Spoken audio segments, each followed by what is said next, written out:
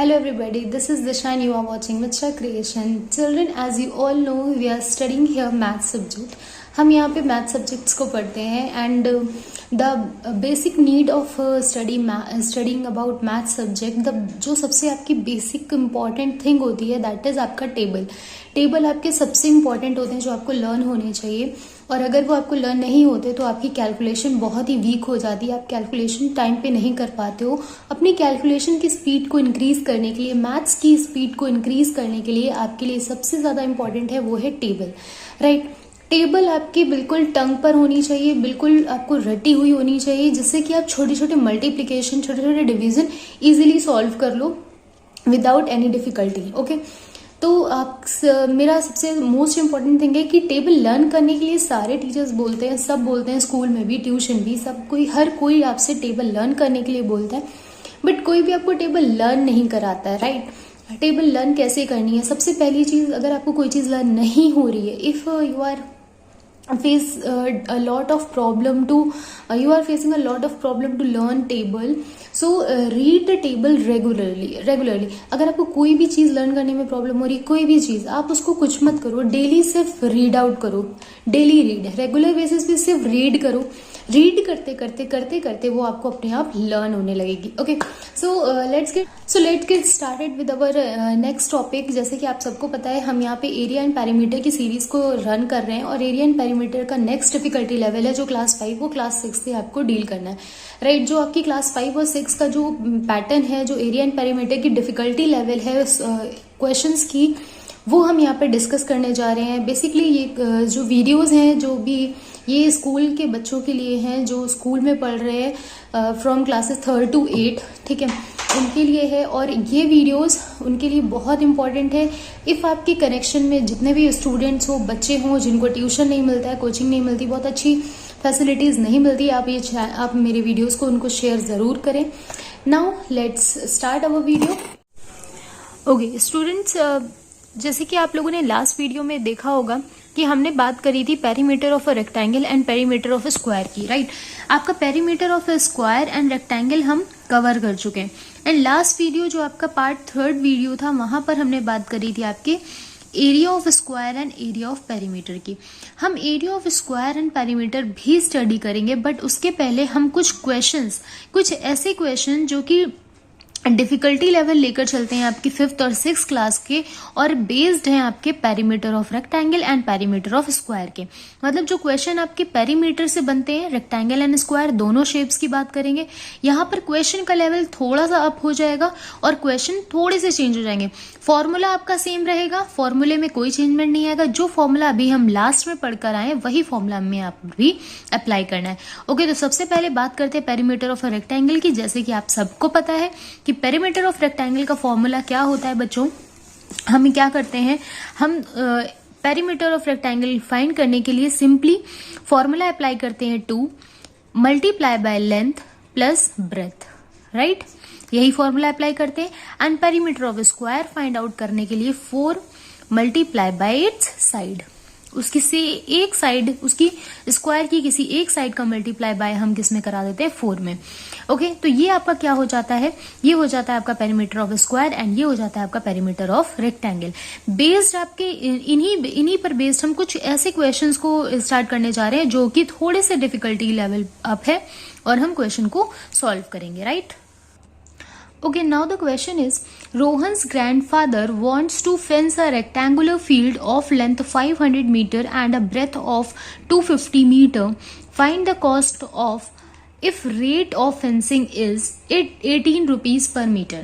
सबसे पहली बात तो बच्चों, रोहन्स ग्रैंडफादर, रोहन्स के हम सबसे पहले स्टेटमेंट टाइप के क्वेश्चंस को समझते हैं, ठीक है। ये आपको मैंने टिप दी है, एक बहुत छोटी सी है, इसे हमेशा याद रखिए। जब भी आपको एक स्टेटमेंट टाइप क्वेश्चन मिले, आप उसको पहले अच्छे से समझने की कोशिश कीजिए कि लैंग्वेज में कहा क्या गया है, right. Rohan's grandfather wants to fence a rectangular field length 500 metre and a breadth 250 metre. एक रेक्टेंगुलर फील्ड है, क्या है, एक रेक्टेंगुलर फील्ड है, लाइक कुछ इस तरीके से आपकी एक रेक्टेंगुलर फील्ड है। अब इस रेक्टेंगुलर फील्ड की बात करें तो रोहन के जो ग्रैंडफादर हैं उन्होंने एक रेक्टेंगुलर फील्ड जिसकी length 500 metre length and breadth, अगर बात करें लेंथ की तो ये होती है आपकी length, that is 500 metre, and जो ब्रेथ है वो कितनी है 250 मीटर, राइट। यूनिट दोनों की सेम है, okay. Find the cost if rate of fencing is 18 rupees per metre. सबसे पहली बात करते हैं फेंसिंग। फेंसिंग क्या होता है? फेंसिंग बच्चों वो होती है जैसे कि आपने देखा होगा किसी भी फील्ड के जो यहाँ पे बाउंड्री है, बाउंड्री में कोई गेट लगाना, बाउंड्री में कोई वायर लगाना, या बाउंड्री पे कोई भी वॉल को खड़ा करना। तो यहाँ पर जो वॉल है ना इसकी, जैसे ये बाउंड्री है तो इस पर हम कोई भी चीज करते हैं, जैसे तार लगाते हैं तो तार लगाने को फेंसिंग कहते हैं, ठीक है। या कुछ भी हम इसकी बाउंड्री में कर रहे हैं उसको फेंसिंग के लिए बोला गया है। If rate of fencing is 18 rupees per metre, 18 rupees per metre यानी कि 1 मीटर पर मीटर का मतलब है 1 मीटर पे फेंसिंग करने पर वो 18 रुपीज लेता है। 1 मीटर की फेंसिंग में वो कितना लेता है? 18 रुपीज लेता है। यानी कि 1 मीटर की जब वो फेंसिंग करता है तो कितना लेता है? 18 रुपीज लेता है। तो उसको आपको बताना है कि जब ये पूरी एरिया, ये पूरी फील्ड में करेगा, पूरे रेक्टेंगल की फील्ड में करेगा तो ये कितने रुपए लेगा, राइट। तो ये आपका जो क्वेश्चन है ये आपसे पूछ रहा है कि जब वो पूरी फील्ड में करेगा तो कितना लेगा। तो सबसे पहली बात बच्चों हमेशा याद रखिएगा कि जब भी आपका इस तरीके का क्वेश्चन आ जाए तो हमेशा याद रखिए आपको जो फेंसिंग करनी है वो इसकी पेरीमीटर पे करनी है। जो फेंसिंग होती है, फेंसिंग हमेशा बाउंड्री पे होती है। फेंसिंग कहाँ होती है? बाउंड्री पे। इसके एरिया पे नहीं होती है, इसकी बाउंड्री पे होती है। यानी कि ये जो बाउंड्री लाइन है, और बाउंड्री का जो पेरीमीटर, बाउंड्री को हम क्या कहते हैं? पेरीमीटर कहते हैं। पेरीमीटर का फॉर्मूला अभी मैंने आपको बताया था। पेरीमीटर का फॉर्मूला होता है दिस, 2 × L + B, राइट। यही होता है फॉर्मूला, ओके। तो हम क्या करेंगे? 2 × L कितना है? 500 प्लस B कितना है? ब्रेथ 250। इसको हम करेंगे सॉल्व, फटाफट से हम सॉल्व कर लेते हैं। ये हो जाएगा आपका व्हाट? 750।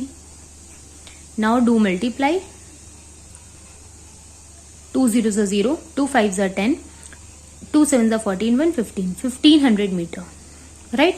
1500 मीटर इसका टोटल आ गया। अच्छा, अब आपसे मैंने बताया था अभी कि 1 मीटर पे अगर वो फेंसिंग करता है वो तो 18 रुपीज लेता है। तो 1500 मीटर पे फेंसिंग करेगा तो कितने रुपीज लेगा? आपको एक की वैल्यू पता है और ज्यादा की वैल्यू निकालनी है। So you will do multiply, okay. आपको क्या करना है? मल्टीप्लाई। तो 18 × 1500 मीटर, इस तरह से आप मल्टीप्लाई करोगे और जो भी आंसर आएगा वो यहाँ लिखोगे। 18 को हम मल्टीप्लाई कराएंगे 15 से, जैसा कि अभी मैंने स्टार्टिंग में बताया कि आपको टेबल लर्न होनी चाहिए। उसी तरीके से 18 का मल्टीप्लाई करेंगे 15 में, 18 15 सा हो जाएगा आपका 90, 9 is to be carry here, 18 1s 18, 18 + 9 27, that is total जो फेंसिंग का खर्चा आएगा वो आएगा 27,000 रुपीज। कितना आ जाएगा? 27,000 rupees will be the right answer. ये आपका आंसर है। अब आप देखिए क्वेश्चन में कुछ भी नहीं था, बस थोड़ा सा क्वेश्चन की लैंग्वेज को टर्न कर दिया था, right. Okay student, now come to the next question. Next question is a farmer has a square field of side 300 meter. He wants to fence it with 4 rounds of barbed wire. What is the total length of wire he requires? Okay. 4 का multiply बच्चे कर देते हैं side में, आपका आ जाता है 4 × 300। ये हो गया आपका answer, that is 4 3s 12 and 1200 metre. ये आंसर किसका हो गया बच्चों? Perimeter of square. Perimeter of square तो आपने फाइंड कर लिया। तो क्या आपको पेरीमीटर ऑफ स्क्वायर निकालना था? नहीं, आपको निकालना था what is the total length of wire he requires. उसको कितने वायर की जरूरत पड़ेगी, कितने वायर मतलब कितने लेंथ की, कितना लंबा वायर उसको चाहिए यहाँ पे 4 राउंड लगाने के लिए इसकी बाउंड्री पे। तो बच्चों आपको बता दें ये आपका पेरीमीटर निकल कर आ गया है। पेरीमीटर में हम कितने बार मल्टीप्लाई कराएंगे? 4 बार। कितने बार? 4 बार, क्योंकि हमको इतने मीटर वायर की जरूरत है जिसमें 1200 मीटर को 4 बार उसने राउंड कराया है, ठीक है। कितने बार? 4 time.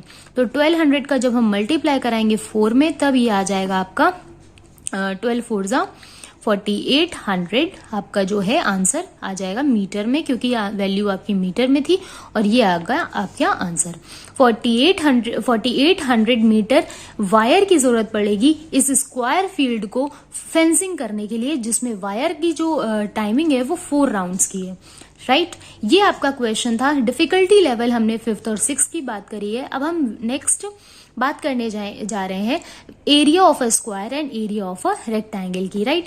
Area of square and area of rectangle के क्वेश्चंस को हम कैसे, आपने लास्ट वीडियो में फॉर्मूलाज तो पढ़ लिए, लेकिन हम उसे अप्लाई कैसे करेंगे क्वेश्चन में वो अब हम देखेंगे। Okay student, now we are talking about area of square and area of perimeter, right. Area of square and perimeter हमने लास्ट वीडियो में भी आपसे शेयर किया था, फॉर्मूला शेयर किया था कि जो एरिया होता है उस स्क्वायर का, उसका फॉर्मूला होता है सिंपली फॉर्मूला होता है side into side, side into side. बहुत से बच्चे इसको कहते हैं साइड स्क्वायर।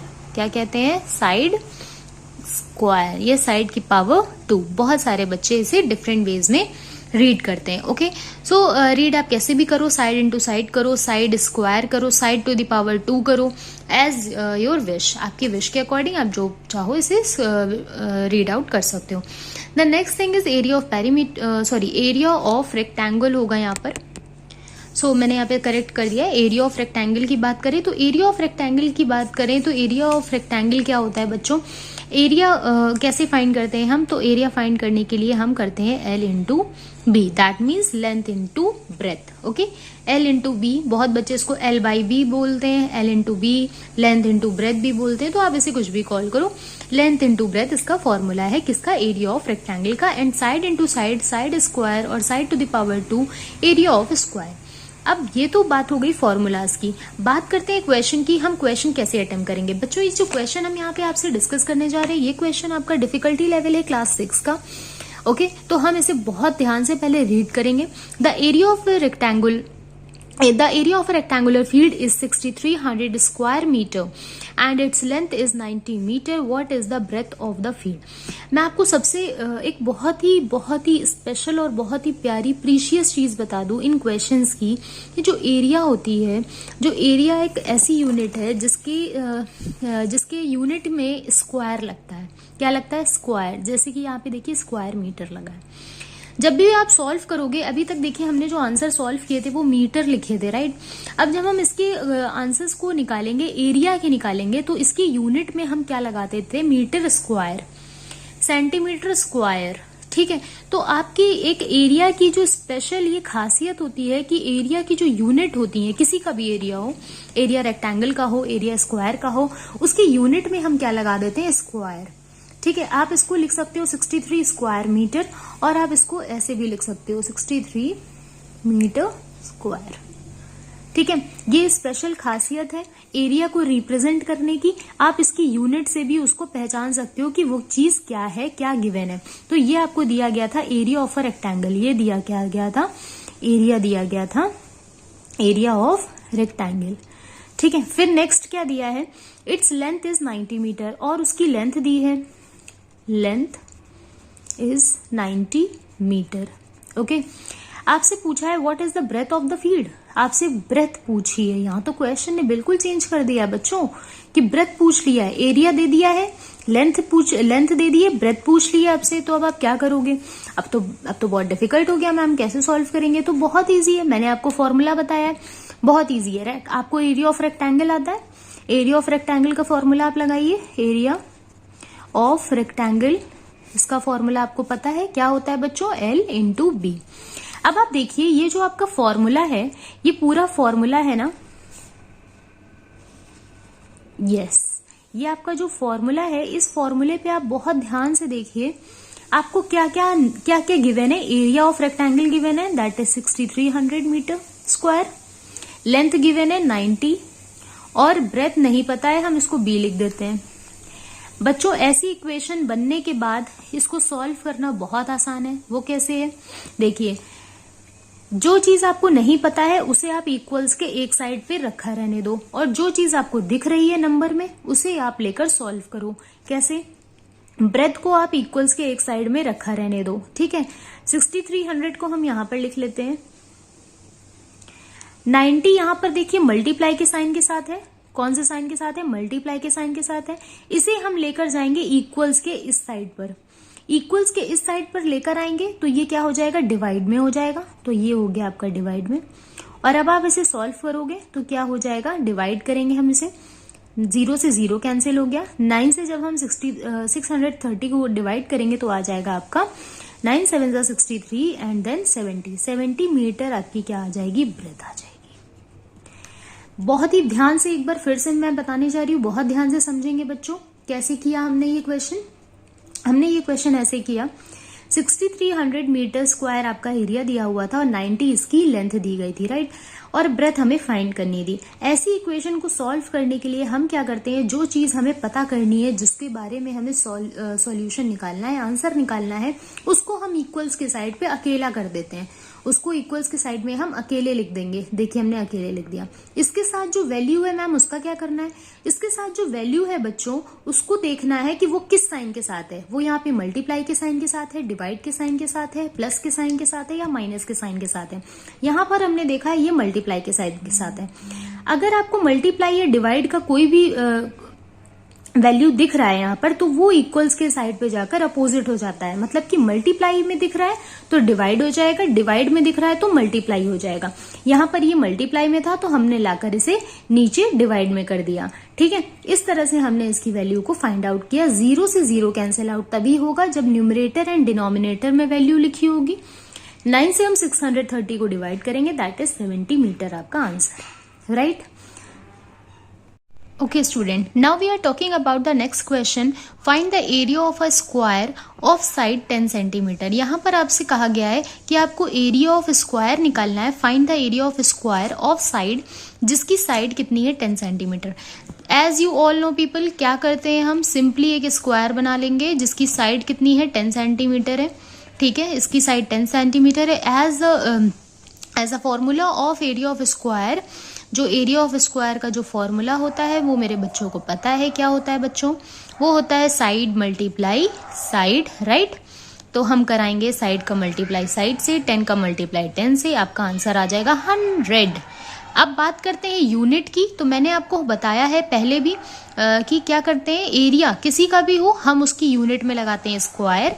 तो इसकी यूनिट थी सेंटीमीटर, तो हम लिखेंगे 100 centimetre square will be the answer, right.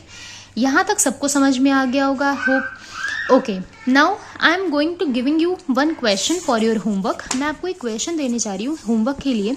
आप इसका स्क्रीनशॉट ले सकते हो और इसे सॉल्व भी कर सकते हो। अगर आपको इसमें कोई भी प्रॉब्लम आती है, if you have any problem, do comment below. आप यहाँ पे कमेंट करो, आपको मैं होमवर्क के क्वेश्चन को सॉल्व करके वीडियो में रिप्रेजेंट करूंगी। ओके, ये आपका क्वेश्चन है, आपको इस क्वेश्चन को सॉल्व करना है बच्चों। जितना भी आप प्रैक्टिस करोगे, आपकी प्रैक्टिस आपकी मैथ्स सब्जेक्ट को स्ट्रांग बनाएगी। अगर आपकी मैथ्स बहुत ज़्यादा वीक है तो आप प्रैक्टिस ज़्यादा से ज़्यादा करिए, ज़्यादा से ज़्यादा क्वेश्चन लगाइए, ठीक है, और रेगुलर बेसिस पे लगाइए। एक दिन लगाने से मैथ्स नहीं आएगी बच्चों। आपको डेली मैथ्स के 3 4 क्वेश्चंस आपको अटेम्प्ट करने पड़ेंगे। Okay, so do this homework in your any rough notebook और homework notebook, and if you have any kind of problem, do comment below.